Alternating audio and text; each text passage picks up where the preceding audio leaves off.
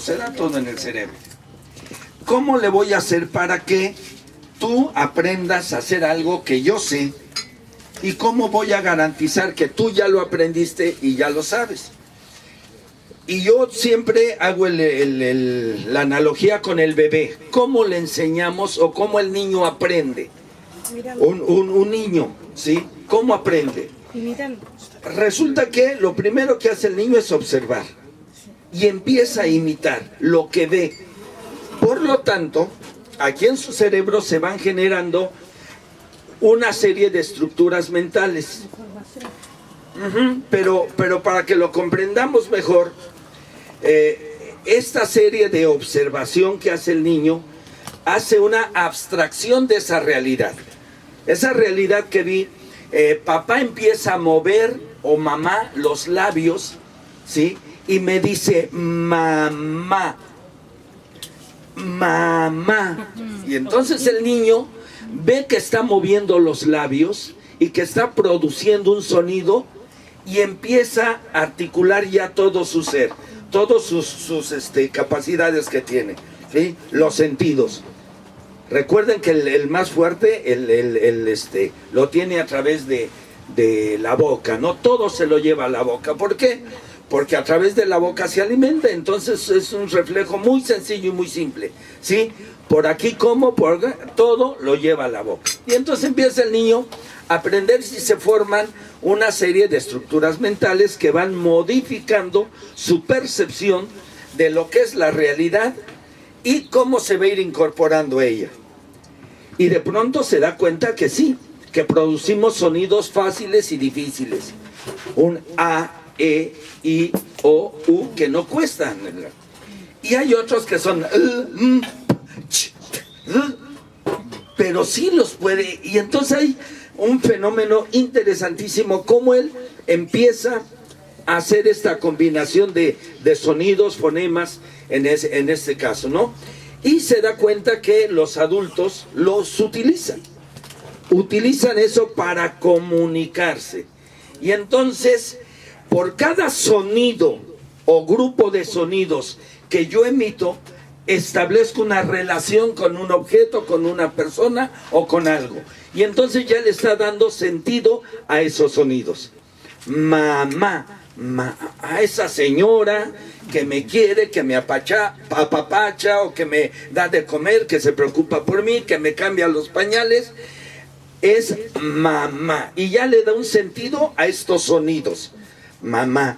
Y bueno, el papá también entra, porque nada más la mamá, yo papá, y ahí empieza la lucha eterna, a ver qué, y ya se aprendió, ya me dijo mamá, y la mamá y el papá, como si hubieran logrado el descubrimiento más maravilloso, la primer palabra del niño, que tiene un sentido. No dijo mamá, no, primero dijo papá, ¿sí? Es que cada ¿sí? Tata. Ajá. Sí, sí. En la influencia que tiene el niño es de acuerdo al estímulo que se da. Si el papá está mucho con él y está presente, lo va a decir. Pero hay papás que nunca se aparecen, pues ¿cómo lo va a decir, no? Leche es otra palabra que normalmente dice muy teta en el caso. Agua, ¿sí? Y entonces empieza esto mágico y maravilloso que es hacer la abstracción de la realidad para interiorizarla y darle sentido a las cosas. Y empiezan las palabras. Y ya después se da cuenta, sigue observando lo que deseamos allá con el maestro Raúl. Debemos observar siempre. Yo he visto qué es lo que hace él, ¿sí? Se sienta y así registra todo. Todo lo está registrando. Y de pronto, el otro día que platicábamos ahí con Salvador, que le dio una noticia terrible, que López Obrador tenía una novia, se quedó, dice, no sabía ni qué decir, y él lo estaba observando. Y rápido al celular para saber qué. Y escuchamos una pequeña entrevista que le hace, y Raúl decía, yo no le creo. Esto que, sí, hay algo que ahí que no dijo categóricamente, no tengo ninguna relación. Y digo, esa capacidad de análisis que tiene Raúl es producto de que siempre observa. Y nosotros le hemos perdido. Le hemos perdido porque, bueno, hablaremos más adelante. Lo importante es que vamos en este proceso de ese niño. Y pasa el tiempo y el niño sigue observando y se da cuenta que caminamos y entonces empieza su proceso.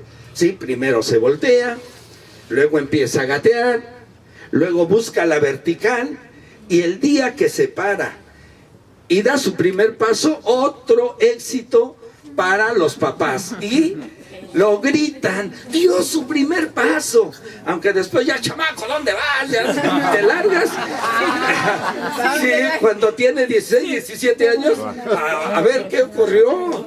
Si primero alabas que hable yo y que camine yo, ahora ya me estás... bueno, pero ahí está ese proceso. ¿Y qué ocurre en la mente?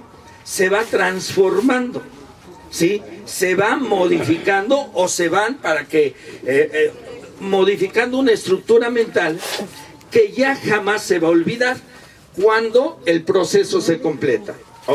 Ejemplo, que esto es lo fundamental. Primero observa, analiza. De ese proceso de observación viene un análisis de lo que él está viendo, lo reflexiona, lo interioriza, ¿sí? Trata de comprenderlo, porque no es aislado lo que él está haciendo, trata de comprenderlo y después lo empieza a repetir, ¿sí? Le decimos nosotros el proceso de acomodación en el argot didáctico. ¿Qué ocurre con el conocimiento? Cuando el niño, el joven o el ser humano acomoda el conocimiento, jamás se le olvida. Jamás. Y hay procesos que duran muchísimo y hay procesos que duran muy poquito, pero todos tienen que cumplirse. Y les voy a hacer una demostración científica de esto que estoy diciendo. ¿Me auxilias? ¿Le ayudas? ¿Sí? Yo te traduzco. Sí, ponte bien. Cuidado porque es científico esto. ¿Podrías dar 2 pasitos? ¿Vieron? Eso fue uno, no fueron dos. 2, yo vi 2. Yo también vi dos. Bueno, da 3 pasitos. 1, 2 y 3. Comprobado, científico. ¿Saben cuánto le tardó a este cerebro hacer esto? Meses. Normalmente desde que naces hasta que lo haces, aproximadamente 1 año promedio, ¿no? Sí. 1 año, gracias por el experimento científico que acabamos de hacer. Sí. Y esto para los que somos papás, lo entendemos claramente porque lo vivimos. Este proceso le tardó aproximadamente 1 año, quizá algunos un poquito menos, otros un poquito más, y bueno, cada ser humano somos diferentes, ¿sí? Pero en el momento que ella aprendió a caminar, se generó una estructura mental nueva que jamás se olvida.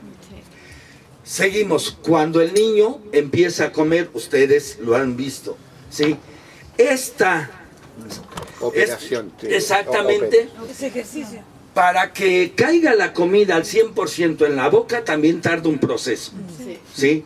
Observa, todos meten la cuchara, tratan de tomar la sopa, abren la boca, la mitad de sopa al pantalón, al baberito, inclusive hay una prenda que se llama babero, que se le pone al niño porque tiene un objetivo. Bueno, y lo mismo, y así puedo poner muchísimos ejemplos de cómo se activa nuestro cerebro en la teoría del aprendizaje, ¿sí? Y son los mismos procesos, pero el primero es la observación, ¿sí? Y ya viene una serie de pasos hasta el último, que es la acomodación.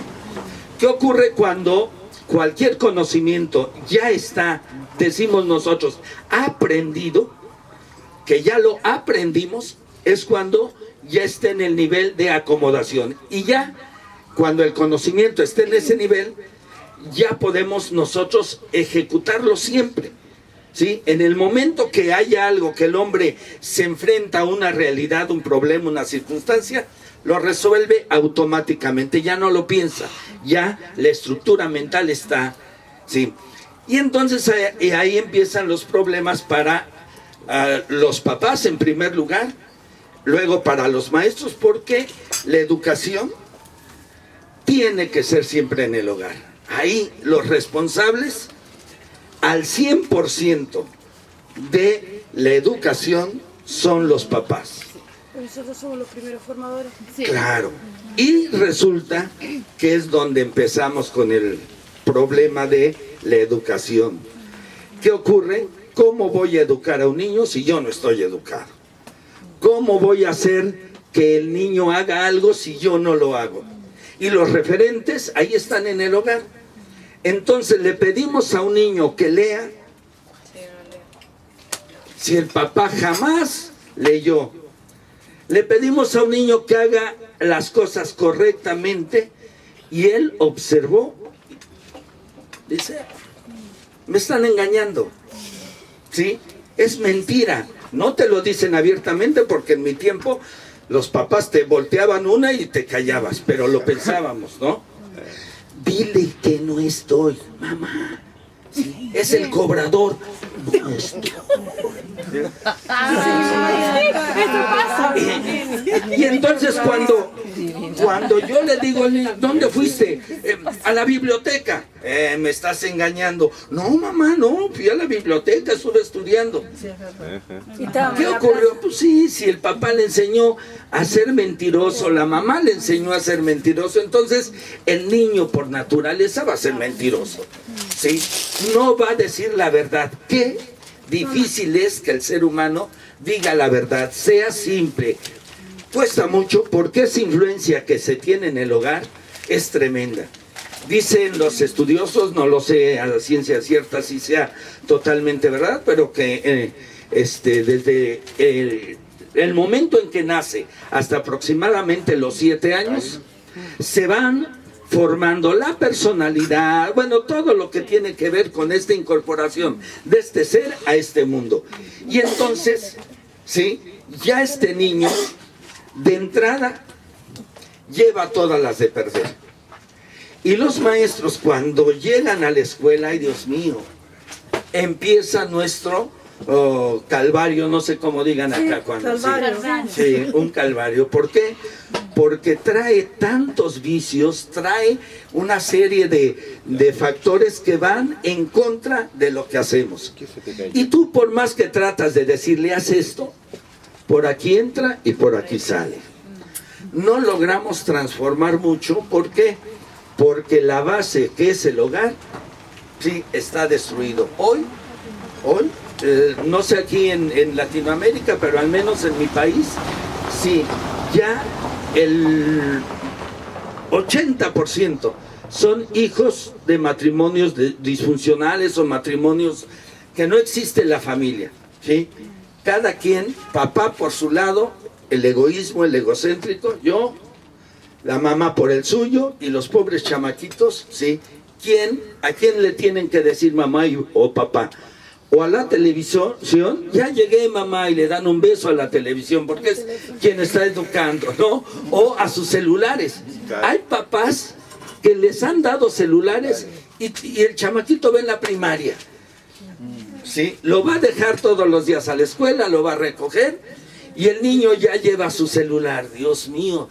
Y dices, ¿por qué? ¿Dónde se dio? Es que si cualquier cosa, una emergencia, bueno, nosotros cuántos años vivimos sin los malvados celulares. Sin teléfono. No, ni teléfono, ni nada. Ni cinturón de seguridad en los vehículos. Nada. Bueno, Aquí aquí los padres lo hacen por comodidad para que el chico no moleste. Exacto, exacto. Yo nunca Y entonces el fenómeno educativo no se da, ¿no? ¿Cómo van creciendo? Así como estas hierbitas, miren, porque la naturaleza es grande y ahí están mis hijos, ahí está otro. Le echamos agüita de vez en cuando. Si llueve, gracias a Dios, ¿sí? O sea, si le cae algún conocimiento bueno, perfecto. Pero si no, y yo lo decía ese día, los niños son esponjita. Todo lo absorben. Todo, ¿sí? Son como Y, sí. Y entonces, llega el momento en que el grave problema que tenemos nosotros, los docentes, es ahora cómo hago para enderezar esto. ¿Sí? ¿Qué tengo que hacer? Y empieza ya las teorías del aprendizaje que nos hablan, y ya diferentes posturas, hay diferentes corrientes que nos hablan, el conductismo, el constructivismo, diferentes teorías del aprendizaje. Pero todos llegan a lo mismo, tenemos el mismo objetivo. ¿Cuál es? ¿Cómo le voy a hacer para que este niño, lo que yo le voy a enseñar, que es otro grave problema, porque nosotros ni siquiera enseñamos? El que aprende es el niño. Tú eres propiciador de aprendizajes, pero no le enseñas. Si un niño no quiere aprender, no aprende. Aunque tu metodología y lo que tú quieras, el niño dice no y no. Y vean ustedes en la sociedad, ¿sí? Lo vimos ayer. ¿Cuántos, sí, vienen al teatro? No les interesa. ¿Sí? ¿Por qué? Porque sus papás jamás han ido al teatro. Nunca han estado en una... ¿Sí? No entienden lo que está ocurriendo ahí. ¿Sí? Como si no pasara nada. Claro que dentro de ello, lo que decía él, que es, si después de esta reunión uno transforma su pensamiento, dijo, vale la pena haber venido de tan lejos. Y entre antier, ayer, hemos visto cómo la gente que ha venido... claro. Entonces, bueno, ya está ahí el elemento central que nos interesa, educar al niño, al joven. Pero hay que empezar por nosotros, ¿no? Empezar el cambio cuesta mucho. Sí, ¿quién da algo si no lo tiene? ¿Sí? El grave problema, escuchaba yo, de las universidades. Hoy, ¿qué están enseñando en las universidades? Se perdió ya la conciencia de clase. ¿Por qué? Porque los programas, planes de estudios, todos tienen que ver con un modelo neoliberal de un grupo, ¿sí? Que les dice, ¿sabes qué? Entra a todos los países, conquístalos, ¿sí? Atrápalos, no los hagas pensar cómo. Pues miren, mándales reggaetón. Ándale, y entonces el cuerpo se mueve, dicen ahí, es sábado y el cuerpo lo sabe, ¿no? Sí, y se mueve, y entonces los niños bailando reggaetón. ¿Dónde está su música? ¿Quién sabe un bolero de los niños? Es algo que ni se imaginan que existe. Y esas palabras, vean las letras del reggaetón, de verdad da tristeza cómo el niño nunca ha leído poesía. Pues ¿cómo? Si el papá tampoco, bueno, el papá no lee ni prosa ni nada. Nada. Ni el diario. Ni el diario, no lee. No hay esa costumbre maravillosa y mágica que nos genera la grafía, palabra, texto, lo que sea, y cuando uno lo interioriza y la imagen que vas haciendo la vas reconstruyendo, ¡wow! Dices, es que esto es increíble. Y luego lo platicas con tu compañero que leyó el mismo libro o el mismo texto, y cada uno empieza a recrear diferentes imágenes, y entonces esto es increíble. Pero ¿cómo le hacemos? Sí, el papá no lee. ¿Por qué no lee? Bueno, en mi país, porque ya le generaron otro torneo de fútbol más. Y en el mundo, ¿se acuerdan cuando nada más había la Copa del Mundo? Ahora hay sub-21, sub-17, sub-15. Te hago el torneo y todos, por favor, al fútbol. Yo adoro el fútbol. Lo que estoy en contra es esta arma que tienen estos capitalistas, porque son dueños de equipo que ya ni siquiera sienten la camiseta, como decimos. Es un negocio. Exactamente. ¿Sí? Y entonces es el dinero el que está moviendo el deporte. ¿Y dónde quedó la esencia? Y en todos los deportes. Antes, ganar una medalla, ¿sí? En los griegos, ¿qué te ponían? Tu corona de laurel, o sea, te decían, miren, ahí va, él es nuestro campeón. Hoy, si ganas una medalla de oro, te vamos a dar tanto de dinero. Y entonces todo se mete a un dinamismo del cual el ser humano es responsable, pero no era el objetivo de ello, ¿no? Se perdió, en un momento se perdió. ¿Y quién tomó el poder? Bueno, pues ya, ahí está la historia que nos los ha dicho, ¿no? Y en todas las sociedades hay un pequeño grupito que busca estrategias para dominar la mente de todos, ¿sí? Yo no me aparto que el celular, que el cine, que todo, excelente. El problema es que no, el papá no le da un verdadero sentido a todo ello. Y entonces, ahí está tus películas, te compro o te rento, no sé aquí cuál sea. Ahí es Megacable, Claro Video, Netflix. Bueno, todas estas compañías que ya no necesitan ni siquiera comprar la película. Hoy nada más, ¡pum! Y puedes estar toda la tarde sentadito ahí. Y el peor peligro, que hay canales o hay señales de porquería y media que el niño lo está viendo. ¿Cuándo se había visto que un niño tomara una pistola y disparara a sus compañeritos o a su maestro? ¿En dónde esa mente, sí, se echó a perder? ¿En qué momento? La violencia. En alguno, la violencia. Todo lo que se ve en la televisión y todo eso, ¿sí?, que al Estado le conviene, sí, entonces ahí peleense, mientras yo aquí estoy. Y ya para ellos ni siquiera hay barreras de pueblos, ¿no? Es el capital, es el dinero, ¿sí? Al país que me dejen entrar, ahí entro y los domino, y ahí entro y los domino. Y es lo que estamos viviendo. Entonces tenemos que buscar alternativas para que esto no suceda.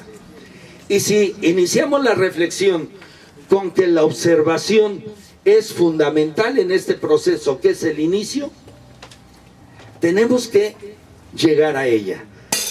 Y una de las actividades o una de las propuestas que el hombre inventó para hacer esta reflexión, pues fue el teatro. Ustedes vayan a los orígenes del hombre y la mejor manera de agradecerle a la naturaleza fue con manifestaciones teatrales. Dios, Huitzilopochtli, Huehueteotl, bueno, no sé aquí cuál sea, pero llámenle como se llamen, ¿sí? Crearon sus dioses y entonces con su cuerpo le manifestaron que estaban agradecidos porque llovía, porque había algo, porque... Y lo que es la danza, la música, estos rituales eran verdaderas obras de teatro, ¿sí? Y la fuerza que tenían los mensajes que se daban ahí, de verdad se respetaban. Vean ustedes, estudien la cultura de todos los pueblos y esa relación mítico-religiosa que tiene el hombre por naturaleza, ¿sí? El teatro está presente, ahí está. Bueno, lo sabemos. ¿Qué pasa con los griegos?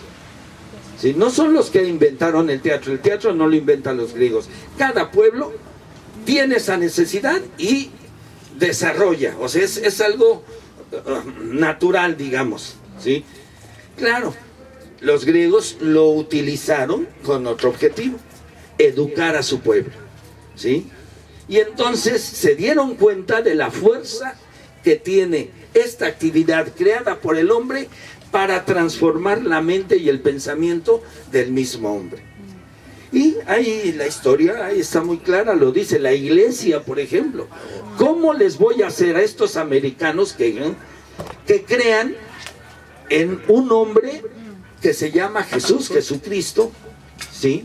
Y quitarles a sus dioses, Pachamama, Huitzilopochtli, o que no sé cuáles son aquí. Genechen, ¿Genechen? de los mapuches. Mapuche. En Uruguay, alguna deidad. Ya no, ya En Ecuador. Las que son comunes acá en los pueblos. Pachamama. La Pachamama tenemos. Pachamama. Bueno, ¿cómo le voy a hacer para que ahora, en lugar de esos dioses, sea el Dios que tienen? Se los tengo que hacer entender. Y entonces, el teatro que llamamos teatro evangelizador, lo toman como la herramienta fundamental y vean lo que ocurrió, ¿sí? ¿dónde está Huitzilopochtli? ¿Dónde están esos dioses?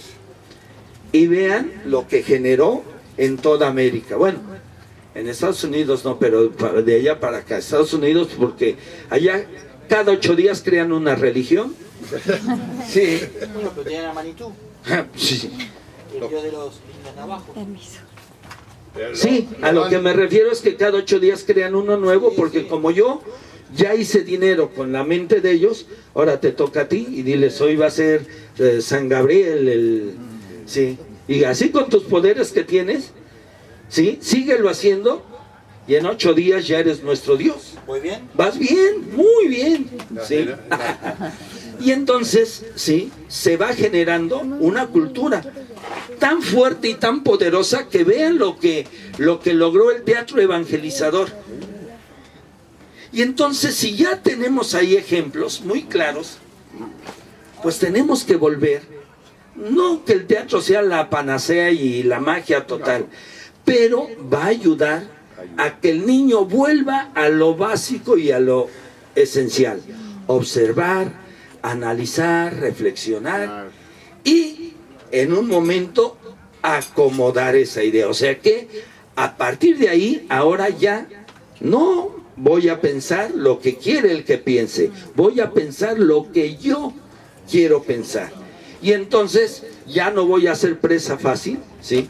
Es que la Coca-Cola, sí, pero yo no compro Coca-Cola. Que las papitas, sabritas y todo.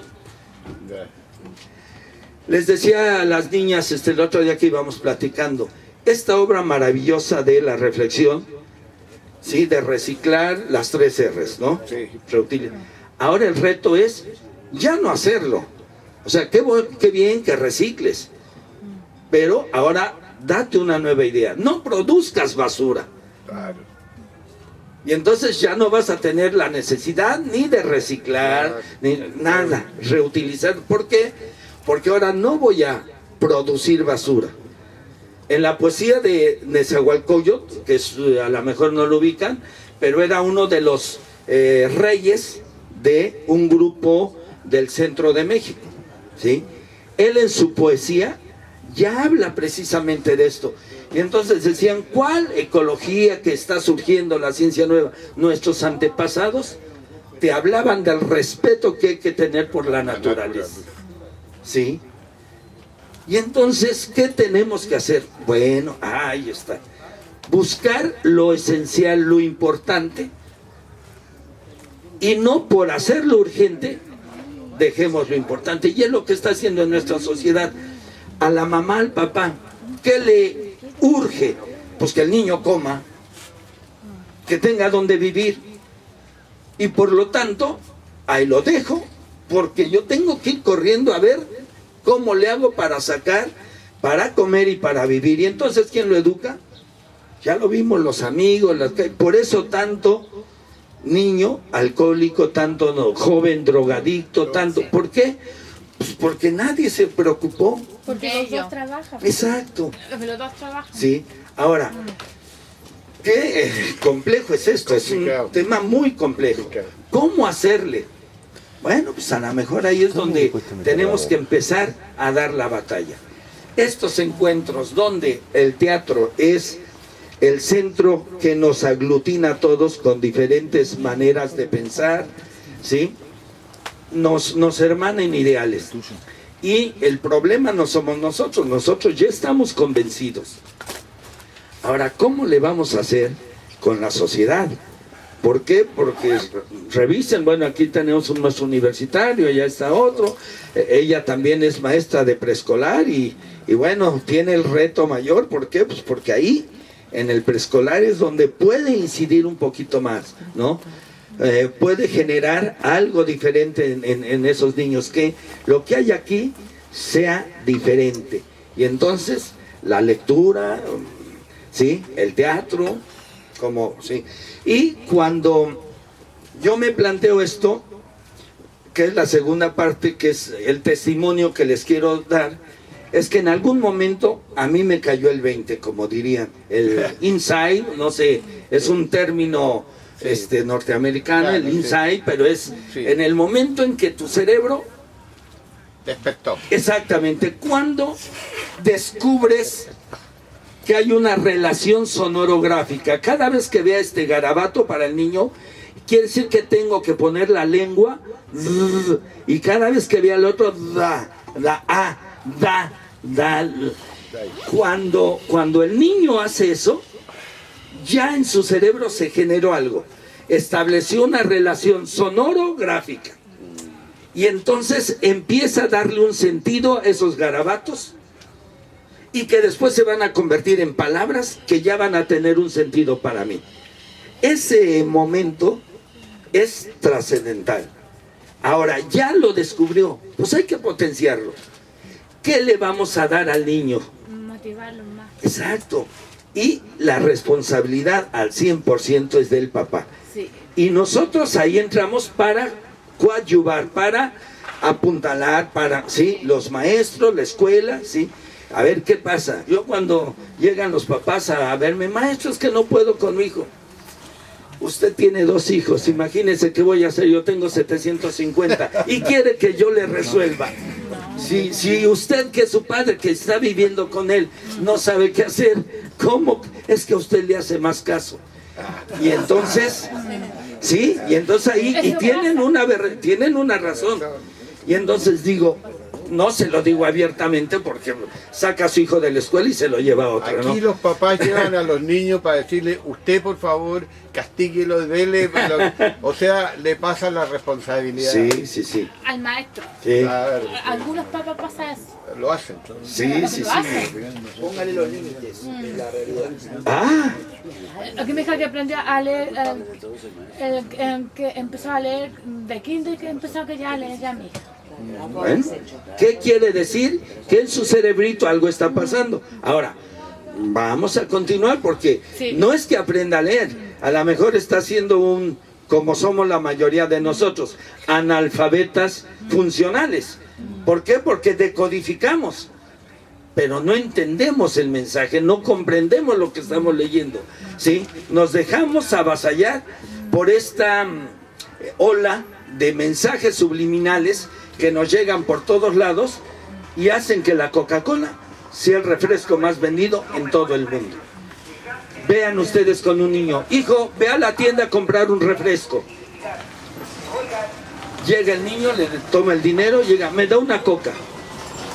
Yo no te dije ve y tráeme una coca, te dije tráeme un refresco. Y de las 20 marcas que hay, el cerebro del niño automáticamente, una coca. ¿Por qué? Porque están condicionados ya los cerebros de la mayoría de los jóvenes. Lo veíamos con los juguetes, ¿sí? ¿Cuánto cuesta un juguete hoy? ¿Cuánto cuesta? Y en nuestra época construíamos los juguetes, de pronto esto se convertía en el coche. Sí, De palo. una corcholata, una piedrita y jugábamos, ¿sí? Y tomábamos la espada y no necesitaba ser de la guerra de las galaxias con colores. No, po. La rama que teníamos ahí nos subíamos y ¿qué pasó? ¿En qué momento perdimos esa brújula? Pues no soy experto para decirles en qué momento, pero lo que sí es que de pronto, que yo soy producto de este sistema, comentaba mi madre, una mujer del campo, mi padre maestro, llegó a trabajar allá donde él empezó a trabajar, no había carretera, era un camino, nada más de terracería, ¿sí? Él era el maestro de todo el pueblo porque no había, bueno, sí, primaria nada más. El maestro unitario que le llamamos nosotros, que da a primero, segundo y sexto. Y ya salían con su certificado y él daba clases a todos. Ahí nací yo, ¿sí? Mi padre conoce a mi madre ahí en la sierra y lo comentaba yo, mi primer cuna era un cartón de esos de jabón. No sé si exista todavía, una caja de madera, que venían los jabones, ¿sí? Y ahí le hizo mi papá 2 hoyitos y a colgarlo del techo, y era mi cuna. Ahí tengo las fotos porque a mi padre le gustaba mucho la fotografía, ¿sí?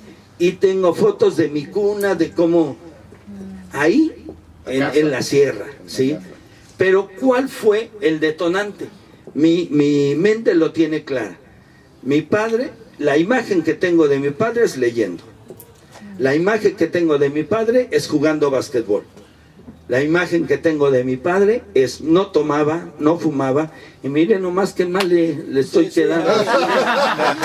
Dios mío, has creado un monstruo, padre. Por la cura que dejó colgada. Exactamente, le dije, sí, ya desde ahí estaba yo mareado. Entonces tengo que estar mareado para entender este mundo. No, esa imagen fundamental de estar leyendo. Entonces yo recuerdo que agarraba un libro y me sentaba a imitarlo. Ni sabía yo leer, pero tomaba yo mi libro. ¿Por qué? Porque mi papá estaba ahí con su libro, ¿sí? Y yo con mi libro. Cuando mi padre vio eso, me empezó a enseñar a leer y escribir. Dijo, no, mi obligación es ver, ya él tiene lo importante, la motivación. Y me enseñó a leer y escribir. Y sigue mi proceso, salimos de la sierra, viví allí en el monte hasta los 4 años, ¿sí? Luego me voy a una ciudad, un pueblo cerca de Puebla, pequeño, comunidad, ahí viví mi niñez. O sea, a los 14 años llego a la capital, ¿sí?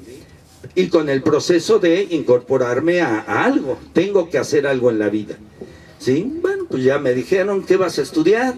Y lo mismo, ¿no? Que no sé, no tengo ni la menor idea. Una tía, mira, estudia economía, que mira que está. Ah, yo soy economista, te vienes a trabajar conmigo, veo que eres medio listo y pues órale.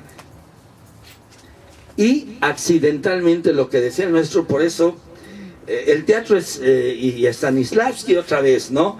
Ese momento en el que por accidente una maestra pide un permiso porque va a tener a su bebé, ¿sí? Allá en México le dan 3 meses, no sé aquí cuánto les den. También 3 meses, ¿sí? Y entonces... Más, los docentes nos dan 6. Sí. Bueno, pues cada No, país... nosotros nos dan más. ¿Más? Sí. ¿Decís cuánto? Tenemos, son 45 días antes y 45 días después. Y no, después son 3 tenemos, meses. y después tenemos 1 mes o 2 más. Ah, sí, más, sí. bueno, el tiempo que sea. Se logró con una lucha hace poco. Pero esto marcó mi vida. ¿Por qué? Porque me dice mi papá, ¿sabes qué, hijo? Me dice el supervisor que hay una maestra que va a pedir un permiso y necesitamos un suplente. Y para entonces yo tenía 16 años y había terminado la preparatoria. En esa época se llamaba preparatoria, ahora se llama bachillerato, no sé aquí se llama. Secundaria. La educación media, no. Sí. La media. De secundaria, el que sigue antes de la universidad. Ah, no lo Sí, el tenemos. bachillerato. nosotros. Sí, bachillerato, Este, escuela media. Les Bueno, llamamos. ya la había terminado, tenía 16 años y le digo, sí, ¿y qué va a hacer? Pues te van a pagar, imagínense. Yo mayor, 8 hermanos, el sueldo de mi padre, pero éramos felices, comíamos café y tortilla y eso, pero éramos felices porque podíamos jugar con todo lo que les platiqué hace rato. Y dije, no, si va a ayudar a la casa. Y entonces, ¿qué entró? 16 de septiembre de 1974. 39 niños y ahora les enseñas a leer y a escribir. Sin ser maestro. No, pues yo estaba estudiando economía. Sí, y entonces dije, a ver, ¿cómo está? Y viene ese proceso de observar, ver cómo mi padre daba clases, tomar de aquí, de allá, empezar a investigar. Y todos los días preparaba mi clase y ya llegaba con los niños y los sorprendía. Y entonces jugaba con ellos, además de que se me de esto, no sé por qué soy como Pedro Infante, si no muevo el cuerpo y las manos no estoy. Y entonces a jugar con ellos y a romper esquemas. Y en lugar de estar en las sillas, vámonos al piso, agarren su libreta y vamos a observar la naturaleza, a ver una piedrita, ¿ok? Y todo ese proceso de jugar con el niño, pues en algún momento me cayó a mí, yo no sé qué pasó ahí, pero yo dije, así tiene que aprender el niño. Y sí, y cuando se terminan los 3 meses, la mayoría están leyendo, eran de primero de primaria. ¿Cómo les enseñé a leer? Casi todavía es un misterio. En este momento es un misterio. Lo que sí es que le di gracias al Creador, porque el esposo de la maestra, porque era en un pueblito de la capital, teníamos que caminar 2 kilómetros para llegar a la escuela y luego 2 kilómetros, 4 kilómetros diarios. Y entonces el esposo le dijo, ¿sabes qué? No, ya no regresas. ¿Cómo? Con el bebé, no, renuncia a la plaza, yo te mantengo. Bueno, y que me dice el supervisor, ¿saben qué? La maestra ya no regresó. ¿Te quieres quedar? ¿Se puede? Mete tus papeles. Y Dios mío, se pudo. Y que me dan la plaza, así se llama, ¿cómo se? ¿La base o cómo Sí, se? el cargo. El cargo. Oficial con mi nombramiento. Y entonces dije, ya sé a qué me voy a dedicar. A la docencia. Aquí está lo que yo tengo que hacer. Y empecé a investigar, ¿para qué? Para tratar de ser un mejor docente. ¿Sí? Ahí estoy en ese proceso. ¿Sí? Y viene el segundo momento, diría el maestro. El otro, que hay que descubrirlo, porque si no la vida del ser humano no tiene. Voy caminando allí en una calle de Puebla, y dice ahí, silencio pollos pelones que les voy a echar su maíz. ¿Qué es esto? Y ya veo, sala de teatro, hoy función, 7 p.m, entrada libre. ¿Qué tengo que hacer? Dije, no tengo nada que hacer. No tenía en ese momento nada que hacer. Pues yo voy y que entro, ¿sí? Desde el ambiente me empezó a maravillar, algo diferente, ¿sí? Señorita, ¿qué es? Va a haber una obra de teatro que van a presentar los alumnos que estudian en esta escuela, ¿sí? Y ¿cuánto se paga? Que no, es gratis. ¿Puedo quedarme? Sí. Una salita que era la salita de práctica de la escuela, ¿sí? Que pertenecía a Bellas Artes. Y entonces, salud, ¿sí? Me siento y escucho una voz en off. Su atención, por favor. Esta es segunda llamada, segunda. ¿Oh, qué? ¿Las paredes hablan o qué? Pero desde esta circunstancia del sonido que trabaja, que se desplaza a través de ondas, yo sentí como esas ondas en todo el cuerpo. Y ya me causé, éramos como 15 personas ahí, unos 5 minutos más. Y su atención, por favor, esta es tercera llamada, principiamos. Y se abre el telón. Y sale un arlequín con un salto que nos impacta. ¡Wow! Y vestido de colores. Imagínense un arlequín. Yo en mi vida había visto un actor, jamás de los jamases. Tenía 18 años y no sabía lo que era el teatro. No. ¿Por qué? Porque como éramos muy pobres, pues no teníamos dinero. Y en las comunidades donde estaba, pues allá era niño. Luego, mi niñez en San Martín, que tampoco. Llego a Puebla y lo primero que había que hacer, tratar de encontrar un espacio dentro de un monstruo que es una ciudad. Entonces, y 8 hermanos, no, imagínense ustedes la historia. Entonces llego y digo, yo quiero estar allá arriba. Me tocó el corazón eso. Y entonces salgo y le digo a la señorita, a ver, ¿qué me dijo que es acá? La Escuela de Arte Teatral, que pertenece al Instituto Nacional de Bellas Artes. ¿Y qué se hace? Se estudia la carrera de actuación. ¿Cuáles son los requisitos? Ya me dijo una serie de requisitos. ¿Cuándo empiezan los cursos? Empezaron ayer. Hoy fue el segundo día. ¿Y puedo inscribirme? Sí. Tráigame, si usted trae todos esos papeles. Al tercer día estaba inscrito. Cuando comento esto con mi mamá, mi papá, ¿cómo vas a dejar la universidad? ¿Sí? ¿Qué vas a hacer? Adiós, economía. No quiero estar atrás de un escritorio. ¿Sí? Y ahora voy a transformar mi vida. ¿Qué tuve que hacer? Dejar la universidad y estudié para maestro, o sea, para profesor de educación primaria, porque había que titularse, no iba yo a estar así siempre.